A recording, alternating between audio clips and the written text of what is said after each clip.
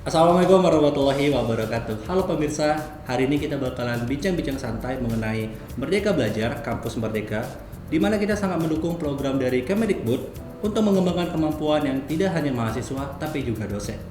Nah, saat ini kita sudah bersama Ibu Amanda Syahri Nasution SPD MPD dan Ibu Lisa Septia Dewi Boru Ginting SPD MPD yang akan berbincang mengenai pengalaman menjadi dosen pembimbing kampus mengajar angkatan pertama.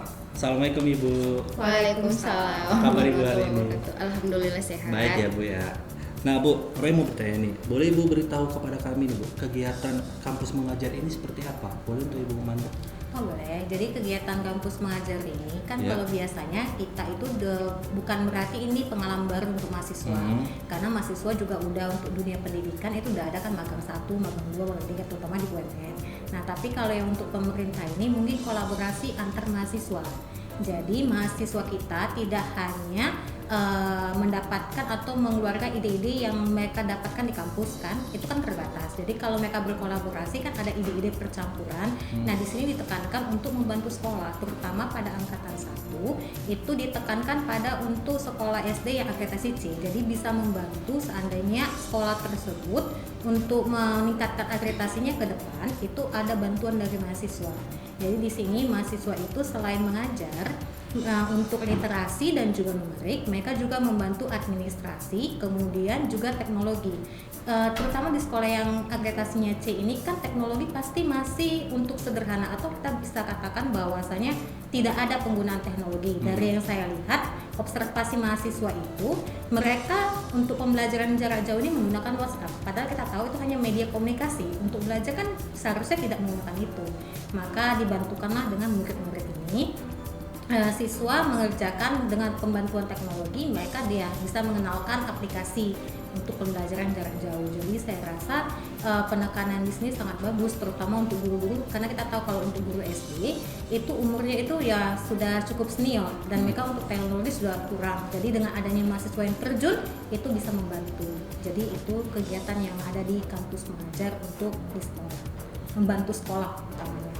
Berarti Bu untuk kampus mengajar ini memang harus yang akreditasinya C ya, sekolah-sekolah akreditasi C? Hampir besar persentasenya yang C, tetapi tidak menutup kemungkinan ada yang B. Ada yang B juga Iya. ya. Dan mereka mahasiswa ini antar universitas. Berarti itu memang untuk Sumatera Utara aja atau ada dari luar? Antar pulau. Jadi Antar kalau kayak saya itu mahasiswa saya untuk di Medan itu UMN salah satunya. Kemudian ada Medistra, Santa Katolik Santa Thomas, kemudian Unimed. Sedangkan yang di Jawa itu satu, Universitas Diponegoro. Oh, berarti ada dari sana datang ke Sumatera Iya. Utara gitu. Oh, antar universitas. Dan itu tadi Ibu bilang angkatan 1 untuk yang SD. Iya. Berarti angkatan 2 SMP, Angkatan 2 nanti rencananya untuk SD tetap, tapi ditambah untuk tingkat SMP. Oh, oke. Kalau boleh tahu Bu, berapa apa itu minimal Bu dalam satu tim Bu? Satu tim tergantung. Kalau untuk saya kebetulan dapat 7, tapi kalau berdasarkan kami kemarin pembekalan itu setiap DPL itu 5 sampai 8. Jadi tergantung masing-masing tim panitia membagikan untuk kuota mahasiswa yang diberikan. Kalau saya kebetulan dapat 7. Oke, kalau Ibu tadi udah jelaskan tentang mahasiswanya nih kan, kegiatan mahasiswa. Nah, untuk dosen pembimbingnya sendiri nih, apa aja tuh kegiatan ini? Kalau kegiatan kami di sini itu ada terbagi 3. Yang pertama itu kami harus menyerahkan laporan bahwasanya kami telah menyerahkan mahasiswa ke dinas, terus serah terima juga ke kepala sekolah. Kemudian selain itu kami membimbing mahasiswa dalam membuat laporan. Jadi laporan mereka itu kan ada logbook harian, itu setiap hari. Jadi mereka tuh seminggu ada kegiatan di sekolah, maka itu harus diceritakan. Nah, kami tugasnya memeriksa logbook harian mereka apakah sudah sesuai. Jika tidak sesuai, kami harus merevisinya, meminta mahasiswa untuk merevisi apakah kegiatan itu sesuai dengan yang memang disepakati atau disetujui dalam program ini. Kemudian selain itu ada laporan mingguan. Jadi kami memeriksa logbook harian dan juga laporan mingguan untuk pencairan dana mereka setiap bulannya. Jadi kalau seandainya kami tidak menyetujui itu, mereka tidak akan mendapatkan dana bantuan. Seperti itu. Oh, berarti dapat dana bantuan dari ini ya Bu, dari pemerintah. Iya, Dan mereka itu dapat memang untuk saku. itu untuk mahasiswa atau untuk sekolah? Untuk mahasiswa. Oh, untuk mahasiswanya. Iya. Oh, oke. Nah, yang kedua nih, Bu, bagaimana nih cara mendampingi kan kita tahu ini kan online ini online ini kan. Nah, bagaimana nih cara mendampingi seorang dosen pembimbing ini? Boleh Ibu jelaskan, Bu Lisa? Ya, kalau mendampinginya secara daring ya kebetulan saya itu memegang 2 sekolah. Satu sekolah di Patumba yang dekat dengan rumah saya dan satu lagi sekolah yang berada di Sipirok. Nah, sedikit saya tambahkan penjelasan dari Ibu Amanda bahwasannya kegiatan kampus mengajar ini kan antar lintas kampus, baik dari daerah maupun dari luar daerah. Namun penempatan mahasiswa itu berdasarkan tempat tinggal ataupun KTP mahasiswa itu. Nah, jadi walaupun mahasiswa saya itu ada yang dari UPI Tasikmalaya, tetapi KTP-nya itu domisilinya daerah Patumba. Jadi penempatan sekolahnya itu tetap masih disesuai dengan domisilinya, itu dia. Kalau untuk prosedur penempatannya. Nah, bagaimana cara membimbingnya secara daring? Seperti yang dijelaskan Ibu Amanda tadi kan kami memiliki tugas untuk mengantarkan mahasiswa itu ke kepala sekolah dan juga ke dinas, dan juga kami harus melakukan yang namanya session sharing setiap 2 minggu sekali dengan mahasiswa kami. Itu kami lakukan karena saya dekat dengan rumah, jadi saya hampir 4 kali datang ke sekolah langsung untuk melihat anak-anak saya. Tapi kalau yang di Sipirok saya lakukan melalui telepon. Nah, jadi baik saya menelpon kepala sekolahnya dan juga guru pamong itu harus ya. Kalau yang di Patumbak itu saya mendatangi langsung. Karena sistemnya adalah kalau sekolahnya yang jarak tempuhnya 5 jam dari tempat tinggal dosen, melakukan pembimbingan itu bisa dilakukan dengan via telepon.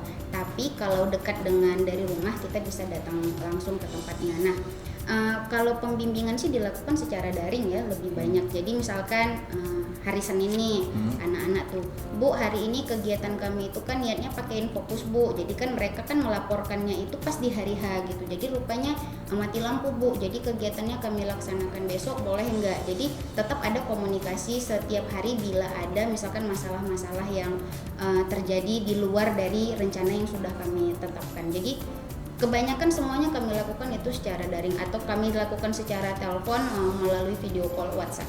Itu yang paling mudah sih. Berarti mahasiswa ini Bu melaporkan itu kepada dosen pembimbing itu memang harus setiap hari? Tidak juga harus setiap hari, karena kan ketika ada masalah dan atau ketika selama session sharing yang kami lakukan kan nanti saya tuh nanya apa ada masalah kalian. Nah, jadi selama 3 bulan mereka itu mempunyai 4 target. Nah, yang pertama mereka harus melakukan pembelajaran matematika, pembelajaran bahasa Indonesia, adaptasi teknologi, dan satu lagi apa ya Bu Manda? Administrasi. Iya, administrasi. Nah, jadi karena tujuan utama dari kegiatan tadi itu kan membantu sekolah yang akreditasinya C, jadi di bagian administrasi dan teknologi ini yang paling diutamakan. Jadi yang selalu kami ingatkan sebagai dosen pembimbing itu jangan lupa untuk selalu melakukan adaptasi teknologi. Walaupun kendala di lapangan itu sangat sulit. Nah, seperti Infokus itu bukan barang mewah ya bagi sekolah, tapi barang kebutuhan. Tapi kalau sekolah-sekolah swasta ataupun sekolah negeri yang di pelosok itu Infokus itu sama sekali nggak ada. Bagaimana caranya agar siswa bisa merasakan kemajuan teknologi di sekolah yang terbatas ataupun sekolah yang di pelosok tadi ya, mahasiswa itu tadi melakukannya dengan cara menggunakan laptopnya, baru mereka menonton media pembelajaran audiovisual yang disiapkan langsung oleh mahasiswa saya, dan saya juga memerintahkan kepada mahasiswa saya untuk membuat media ajar. Itu menggunakan aplikasi seperti Powtoon dan Prezi yang mereka buat langsung dan disaksikan dengan laptop tadi. Jadi walaupun terbatas, siswa itu harus tetap merasakan kemajuan teknologi dan juga secara langsung memberitahukan kepada guru-guru. Karena kan target utama kita tuh kan guru-gurunya. Dan jadi kepada guru-gurunya bahwasannya memperkenalkan aplikasi Powtoon itu seperti apa, Prezi itu seperti apa. Bahkan yang paling gampang sekali adalah PowerPoint ya.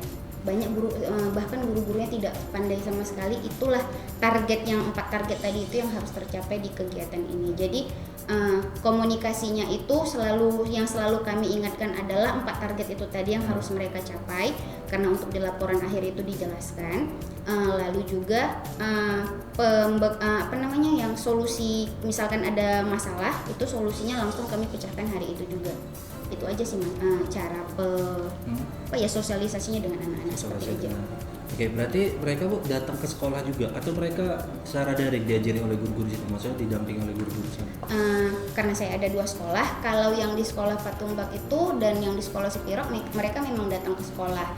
Tapi kalau yang di Sipirok itu kemarin itu sistemnya itu untuk kelas 1 sampai kelas 4 itu tidak belajar di rumah, tidak belajar di sekolah. Jadi anak saya mendatangin ke rumah. Kalau yang kelas 4 dan 5 itu yang ke sekolah, tapi misalkan gini, hari Senin kelas 4, hari Senin kelas 5, hari Selasanya kelas 6. Jadi dirombel harinya, nggak setiap hari seperti itu. Tapi kalau yang di Patumbak itu setiap hari, namun hanya dari jam 8 sampai jam setengah 10 saja.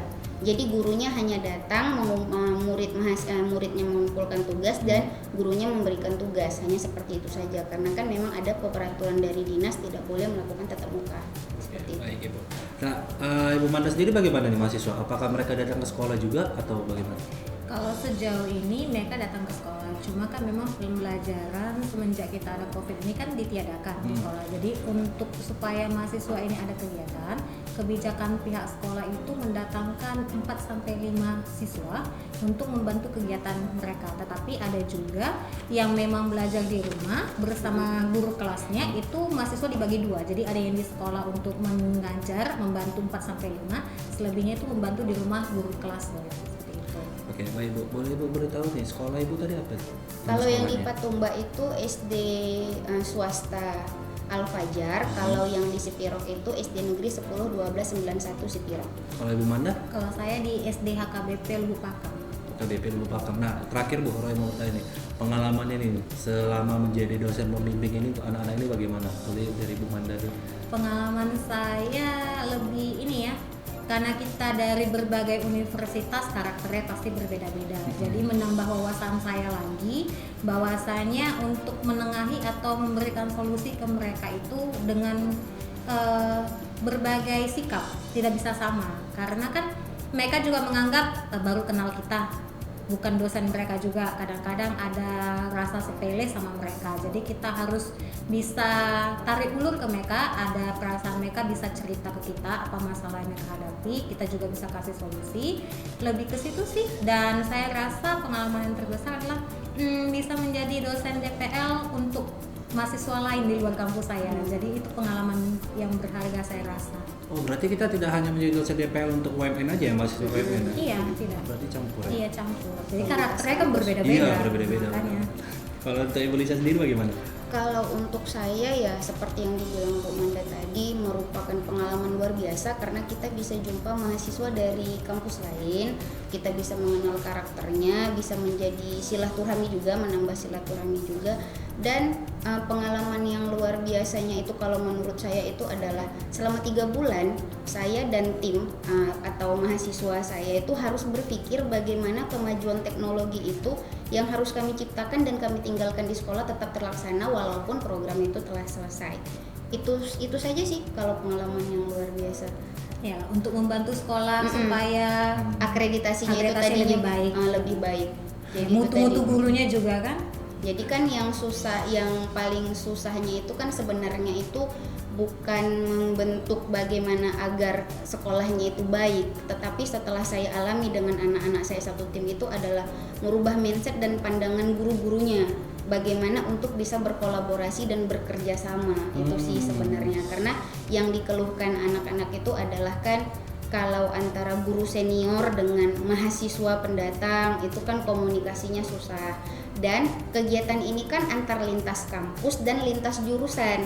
Anak-anak saya itu kan yang dari UMN itu memang jurusan pendidikan, dari pendidikan bahasa Indonesia. Jadi kalau untuk ke sekolah mungkin sudah memiliki pengalaman magang 1 dan 2. Tetapi kalau yang dari Unimed itu dia jurusannya fisika, kan tidak ada ke dunia pendidikan. Baru jurusan administrasi itu kan tidak ada yang keterkaitannya ke dunia pendidikan. Jadi ketika mereka mau berbaur sedikit ada terjadi permasalahan gitu kan. Jadi menambah pengalamannya itu tadi sikap saya selaku dosen itu harus memberikan motivasi, semangat kepada anak-anak bahwasannya kalian pasti bisa. Karena tujuan kegiatan ini kan kita harus salah satunya membantu untuk bagian administrasi, yang administrasi ke administrasi. Nah kalau yang fisika gimana Bu? Kan saya jurusannya fisika Bu, nggak pendidikan dan lain sebagainya. Jadi tetap saya berikan motivasi. Kamu itu membantunya misalkan di kemajuan teknologi, pasti kamu bisa, nanti kamu bentuk seperti ini. Tetap kita adakan arahan. Intinya tetap selalu memberi motivasi sama mahasiswa dan komunikasi yang baik aja sih biar kegiatan itu tetap terlaksana. Itu Baik Ibu. Baik Ibu, terima kasih ya Bu. Luar biasa sekali ya untuk sharing-sharing kita pada hari ini ya. Apalagi pengalamannya ini banyak ya Bu ya, pengalamannya untuk dosen pembimbing ini. Nah, untuk selanjutnya apakah Ibu bisa maksudnya bisa terpilih nih jadi dosen pembimbing? Kalau itu kami berdoanya dan berharapnya kemungkinan iya, tapi kan itu kembali lagi ke panitia. Tapi kalau untuk prosedurnya memang kami boleh mencalonkan diri lagi. Boleh mencalonkan diri. Iya, sedikit saya tambahkan kriterianya bertambah karena kan untuk di informasi juga untuk bagi dosen dan mahasiswa yang ingin mendaftar di kegiatan kampus mengajar 2, bahwasannya peluang semakin besar karena bukan hanya sekolah SD saja yang akreditasinya C yang akan kita bantu gitu, tetapi juga sekolah SMP yang akreditasinya C. Dan karena peluang semakin besar maka tantangan dan juga syarat-syaratnya juga semakin sedikit sulit. Jadi ya kami berharap dan saya berharap juga dosen-dosen UMN yang mendaftar ya kita semuanya bisa lulus, itu harapan terbesar kami. Memiliki peluang yang besar ya untuk dari UMN. Iya, amin. Amin. Baik Bu, terima kasih. Nah, pemirsa, ternyata tidak hanya dosen muda loh yang dapat menjadi dosen pembimbing untuk Merdeka Belajar Kampus Merdeka. Nah, saat ini kita sudah terhubung dengan rekan saya Nazira Anindi bersama Profesor Dr. Haji Ahmad Laut Hasibuan MPD yang akan membahas mengenai pengalamannya. Baik Roy, terima kasih.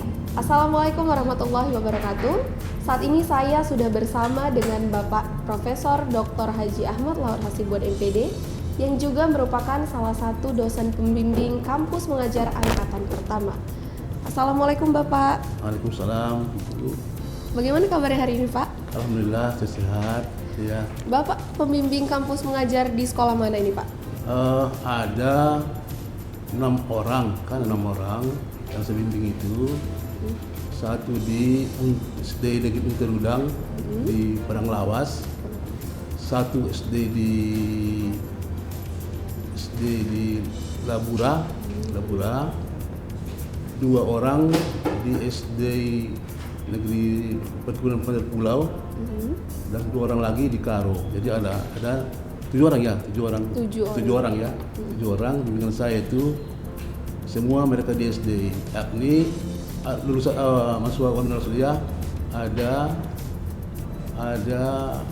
4 orang kan sini itu. Selainnya dari Unimed dan dari Kisaran Amik Royal kan. Iya, Pak. Nah Pak, boleh Bapak ceritakan kepada kami bagaimana nih Pak selama Bapak menjadi pembimbing kampus mengajar ini Pak? Ya, saya kan pertama kan dulu kita itu ada pengumuman kan dari MBKM ada penawaran dosen PL kan untuk angkatan pertama. Saya dapat sendiri dengan membawa rekomendasi dari dekan FKIP kita, kan baru kita upload ke sistem, dan setelah itu kita buat akun sendiri, dan berselang 2 minggu ada pengumuman dari pusat kan, dari DIT bahwa kita diterima sebagai dosen DPL kan, yang bertugas antara lain mengantar mereka ke dinas kedua kan. Tetapi waktu saya nggak bisa ngantar karena jauh kan, ke Asahan, ke Karo, Padang Lawas kan, ke Labura kan, sehingga saya dengan via telepon dan WA saya hubungi sana kan karis di kedua itu bahwa ini Pak Bu ada mahasiswa kampus mengajar yang saya bimbing, saya bisa ikut ke sana, mohon Bapak Ibu terima mereka dulu kan, kalau bimbing mereka dan apa sasarannya bawa ke sana, dan terakhir oleh dinas dikasih surat pengantar ke sekolah masing-masing kan. Sampai sekolah itu juga saya hubungi ke kepala sekolahnya, Bapak kepala sekolah, saya dosen DPL-nya, tidak bisa ikut mengantar ke sekolah Bapak Ibu karena jauh ke Medan kan gitu. Tolong Pak terimalah mereka dulu, bimbing mereka itu. Itulah tahap pertama kan, itu pertama ya. Itulah yang pertama. Setelah itu saya bilang kita caklah mereka masuk kita ini. Yang pertama itu kerjakan di sana itu melapor dulu ke kepala sekolah. Lapor dulu ke sana apa yang mau dikerjakan dulu, ya kan? Nah, Anda itu ada tugasnya di samping mengajar menjadi guru pembimbing, guru BK, petugas perpustakaan, ya kan. Kemudian membantu guru yang lain dan membuat sekolahnya cantik, kan cantik, gotong royong dan sebagainya. Dan setelah kesana itu, selama 3 bulan mereka itu pertama, jadi mereka harus buat laporan bulanan, namanya logsbook itu laporan harian kan. Harian kita setujui kalau mereka buat laporannya melalui sistem. Kita ada 2 hal tuh, ada revisi, disetujui kan. Kalau nggak disetujui mereka nggak bisa lanjut. Nah, jadi dia membaca program itu apakah sesuai dengan kurikulum yang ada di sekolah itu dengan yang lainnya. Kita baca laporan logbooknya, kita lihat sudah memadai, kita setujui. Baru setiap bulan ada laporannya. Juga kita lihat dulu apakah sesuai dengan pekerjaan mereka, dengan sekolahnya, apakah sudah mengajar mereka, apakah sudah membantu guru dan sebagainya, apakah sekolah itu sudah mereka bersihkan, waktu mereka mengajar apakah sudah punya prokesnya itu tahu juga.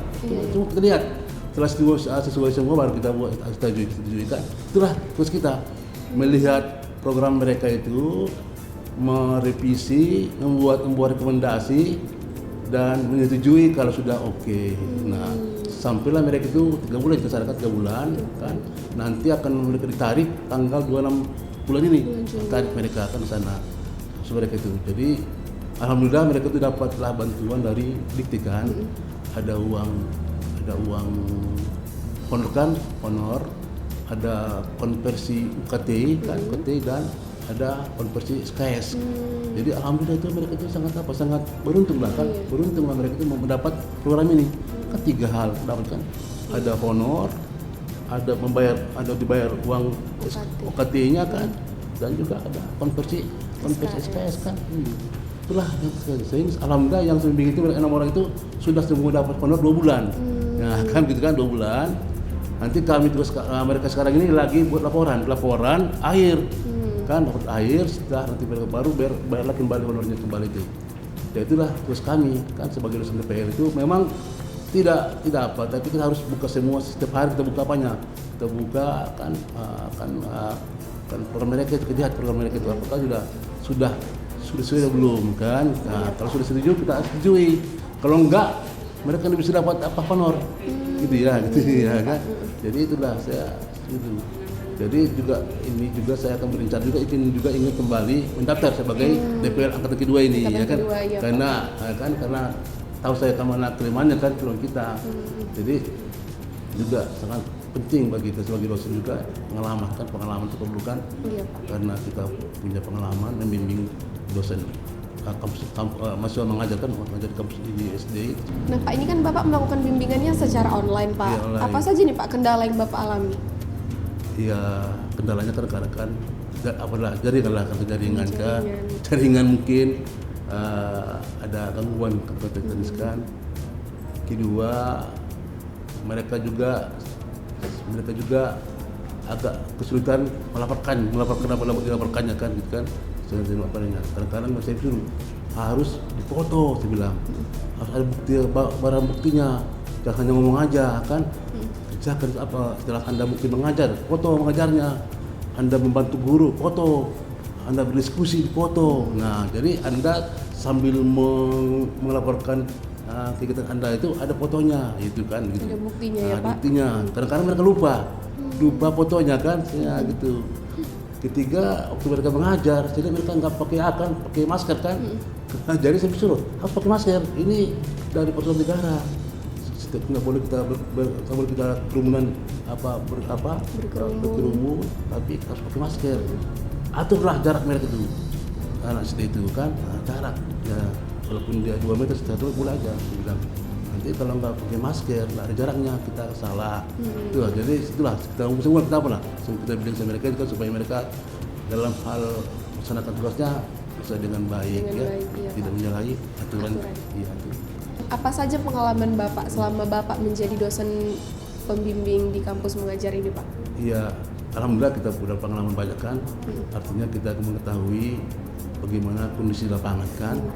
Saya sekali ke lapangan Monet ke SD negeri perguruan Bandar Pulau di Asahan kan. Saya sambil sana bahwa sana tuh mereka tuh sangat begitu bersemangat dan sangat suka artinya kan di sana itu, karena mereka berhadapan dengan anak-anak SD kan yang mereka ajarkan. Walaupun mereka itu bekerja di bahkan kan juga ada bahasa Inggris kan, matematika. Itu semua mereka ajarkan kan itu kan, guru bahasa Indonesia, guru bahasa Inggris juga, kan, iya benar, semua Pak. mereka kan ajarkan mereka. Mereka suka mereka itu kita lihat. Yang kedua, penerimaan sekolahnya bagus di sana itu, mereka senang bahwa ada membantu mereka kan. Ada 3 bulan kan mereka sana berdomisili di sekolah itu kan, jadi kapseknya itu merasa terbantu dengan mereka ini. Jadi saya juga senang kayaknya kan, sehingga kita pesan Bu kepala sekolah, tolonglah anak kita ini diajarin, diterima dan bimbing mereka ini, karena mereka masih semester 6, 5 kan, mengulang bimbingan dengan baik. Ya, jadi kita menerima gitu. Jadi saya senang sekali jumpa dengan anak kita di sana dan kepala sekolahnya dan guru yang lain. Jadi Bapak tertarik ya Pak untuk ikut lagi? Iya, makanya saya ini berminat lagi. Iya. Sudah saya ambil, sudah didikan. Sudah didikan kan, karena gitu kan harus ada didikan kan, Iya, Pak. pendidikan kita.